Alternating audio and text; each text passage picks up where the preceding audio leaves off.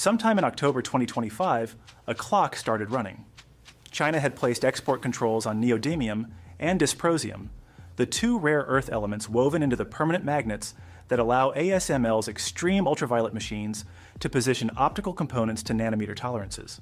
Without those elements, the machines do not get built. Without the machines, the world's most advanced chips do not get printed. The October agreement paused those controls reportedly through roughly November 2026. And the existence of that printed date is the entire argument. One bet says the truce holds, the pipeline stays fed, and the expiry passes quietly. The other bet says the suspension with a clock attached is a lever in a lower position, not a lever removed from the wall, and the line is already pricing that second bet heavier. The roadmap runs through four weighings: what the suspension actually covers, what ASML's own hedging capital reveals about which scenario its treasury believes, why the architecture of an expiring suspension is structurally different from a removal, and whether Western diversification erodes the underlying leverage fast enough to matter before November 2026. The answer to that last question is what closes the pricing. Two bets, one anchor.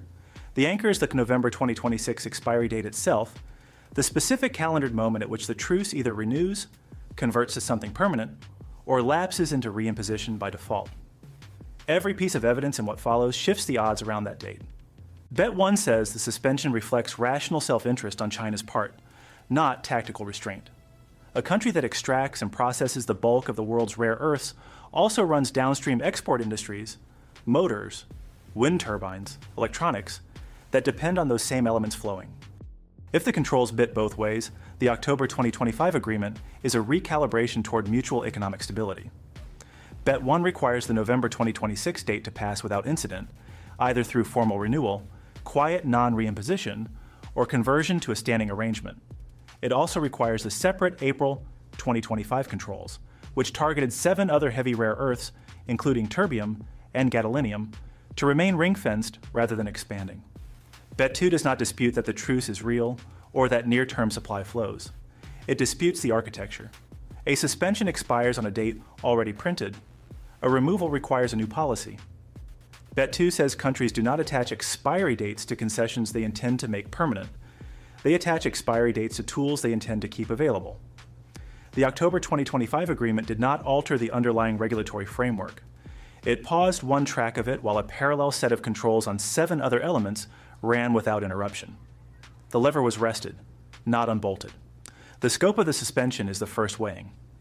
Bet 1 points correctly to the 2 most critical elements for the EUV magnets being covered. Neodymium and dysprosium flow through the suspension window, and if they flow, ASML produces machines and ships them. The immediate choke point is relieved. That is a real point for Bet 1, and it deserves to be priced honestly. The rebuttal is that the April 2025 controls on 7 other heavy rare earths were never part of the October suspension. Trade press reporting from the period following the April announcement consistently described those 7-element controls as a separate regulatory action. Multiple accounts of the October 2025 agreement framed it as addressing the neodymium and dysprosium track specifically. No independent reporting as of this sourcing date suggests the April controls were included in the October pause. The result is that one lever rests while another stays pressed. A full suspension would price Bet 1's credibility substantially higher. A selective suspension with parallel controls left running on a different set of elements suggests the October agreement was a targeted diplomatic signal rather than a structural reversal of leverage strategy. The selective nature of the suspension moves the line modestly toward Bet 2. Not decisively, not yet, but the partiality of the arrangement is evidence about intent that a full suspension would not provide. The line tilts. The second weighing is where ASML's own capital expenditure becomes the most honest piece of evidence in this whole analysis. Bet 1's strongest version argues that sophisticated buyers, the companies whose entire production schedules depend on EUV throughput, would price in truce durability if they believed it. A company confident in a durable truce does not spend its scale on multi-year supply diversification. ASML has publicly announced a resilience program, reported at roughly €1.25 billion, aimed at diversifying rare earth sourcing and extending stockpile horizons. That figure is ASML's own claim and should be treated as approximate until independently audited. This program is not evidence that Bet 1 is winning. It is evidence that ASML reads the odds the same way Bet 2 does. The stockpile reportedly covers something in the range of a few months of supply, a detail drawn from trade press sourcing and not independently verified in an audited filing. A stockpile calibrated for a disruption scenario is not sized as if disruption is implausible. ASML's treasury is a sophisticated bettor with real capital behind the position, and it has placed that capital on the proposition that the lever comes back. Revealed preference from a company this exposed to the risk is more informative than any diplomatic statement from either government. Here's where the concession belongs: priced flat. Through the suspension window, neodymium and dysprosium almost certainly flow. ASML builds machines. The EUV pipeline is not severed in 2025 or in the first months of 2026. Near-term supply continuity belongs to Bet 1, unambiguously. Bet 2 does not claim the lever is currently pressed, it claims the lever is resting. That near-term loss is priced in, and pricing it honestly is what earns the rest of the second bet's case its credibility. ASML's revealed preference moves a line toward Bet 2 more decisively than the scope argument did. Companies spending at scale to hedge against a risk are pricing that risk as material. The line moves, and it moves meaningfully. The third weighing concerns the clock itself. Bet 1 argues that the November 2026 date is a standard administrative feature of a negotiated trade arrangement, a review window rather than a trigger. Trade agreements routinely include review dates, and the existence of a date does not make reimposition likely. It makes the arrangement reviewable, which is normal. The argument breaks down on a structural asymmetry. Standard review clauses in trade arrangements require affirmative action by one or both parties to alter the status quo. An expiring suspension requires no action to reimpose the control. The control unpauses. The default on expiry is restriction. Bet 1 requires China to take an affirmative step to continue the truce through and past November 2026. Bet 2 requires nothing except the passage of time. That is not a review clause in the ordinary sense. That is a timed option held by one party, exercisable at zero additional regulatory cost, with restriction as the path of least resistance. The distinction between an expiring suspension and a permanent removal is a matter of trade law mechanics rather than a contested empirical question. What is contested is the political intent behind choosing this structure, and on that question, the evidence is necessarily inferential. But the structure itself is not ambiguous, and it is the single strongest argument in the second bet's column. The asymmetry of the default position is where the line moves most decisively. Expiry reimposes automatically. Continuation requires action. That structure prices the probability of reimposition above the baseline that would apply if the arrangement were symmetric. Bet 2 now carries the majority of probability mass. The fourth weighing is the one Bet 1 needs to win, or at least to make credible. The argument runs like this. The controls by demonstrating Chinese leverage forced ASML and its allied partners to begin the expensive, years-long project of rare earth supply diversification. If mines in Canada, Australia, or elsewhere eventually reach processing scale, the leverage slowly depreciates regardless of what happens in November 2026. On this reading, the truce endures not because China makes it permanent, but because the tool becomes less effective over time, and reimposition delivers diminishing returns. The processing capacity gap is where this argument stalls.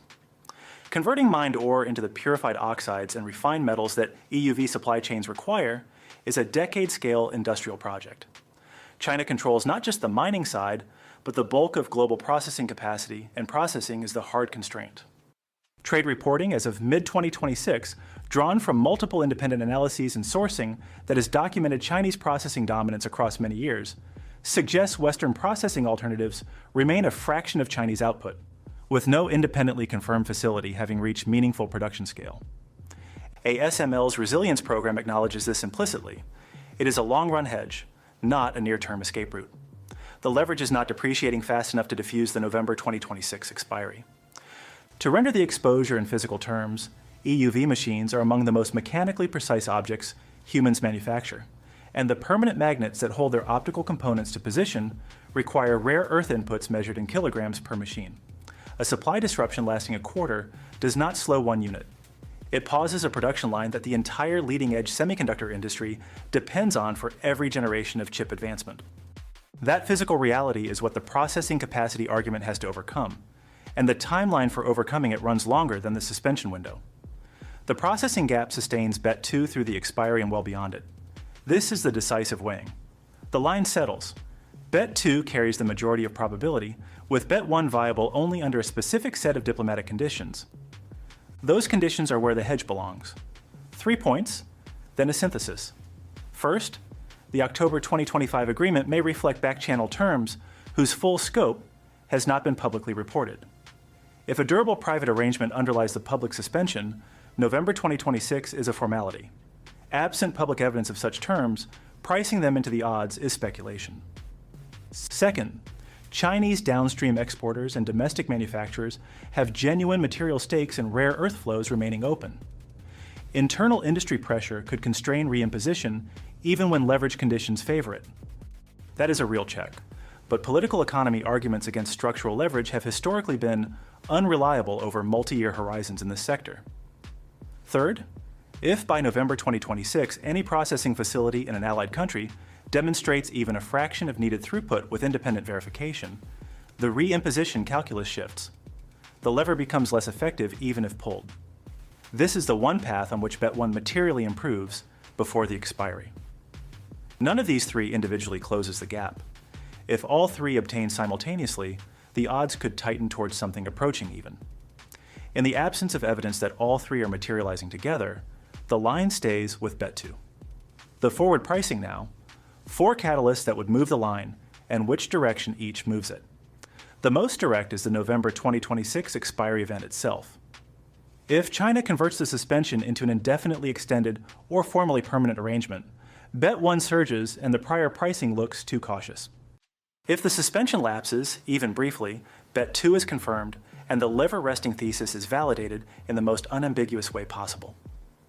The most analytically interesting outcome is a conditional renewal tied to explicit trade concessions. That form would simultaneously keep the truce alive and make the architecture of leverage explicit, validating Bet 2's structural thesis even as the supply chain technically continues to flow. Unconditional permanent removal is the only form of the November event that decisively closes the line in Bet 1's favor. The second catalyst is a verified scale milestone for non-Chinese rare earth processing. If any facility outside China publicly demonstrates and independently verifies processing output at a level that covers a meaningful fraction of ASML's annual input requirements, the option value of the controls declines. The key qualifier is independent verification. The history of Western rare earth processing is crowded with projects that reached announcement stage and did not reach production scale. A vendor announcement of planned capacity moves no part of this line. Demonstrated throughput, confirmed by a third party, would move Bet 1 meaningfully, perhaps enough to tighten the odds to something approaching even if the diplomatic environment is also constructive at that moment.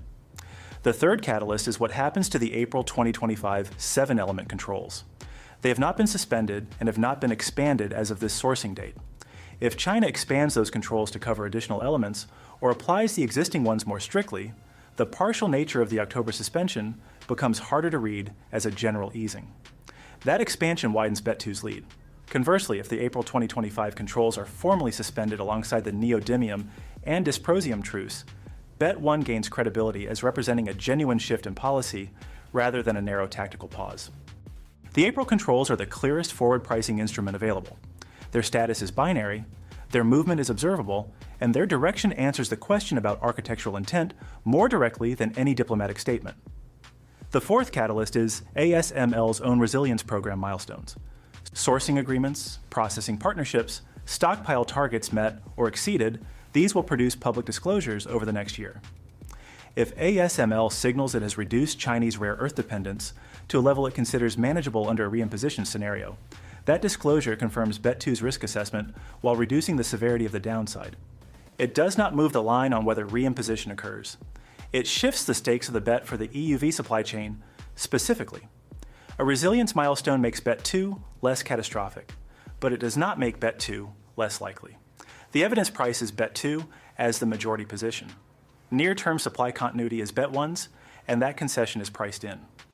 But the partiality of the suspension, the April 2025 controls running in parallel, ASML's capital expenditure against reimposition risk, and the structural asymmetry that makes restriction the path of least resistance on expiry, these four facts compound on the same side of the ledger. Individually, each would tilt the line. Together, they leave Bet 1 viable only as a tail scenario contingent on diplomatic conditions that have not yet materialized.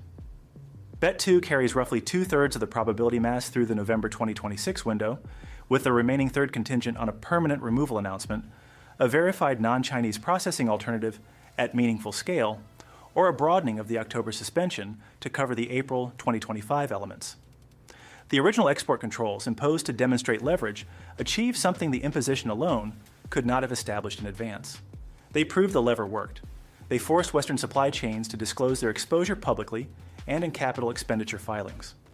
And they established the suspension as a usable diplomatic instrument, a tool that can be offered, timed, and withdrawn. The restriction that was briefly lifted is now more valuable than it was before it was lifted, precisely because lifting it showed it functioned. That is not a concession. That is a demonstration with a receipt. The November 2026 date sits on the table like a contract with one signature. The second signature, permanent removal, formal renewal, or reimposition, has not yet been written. Until it is, the odds stay where they are. The truce holds its window, and the line prices the window closing. The suspension bought time, and time is the only thing Bet 1 is currently winning. Which bet would you take into November 2026, and what single catalyst would move you off it? Drop your reasoning in the comments. If this kind of odds-on industrial strategy analysis is useful to you, subscribe because there are more lines to price before the year is out.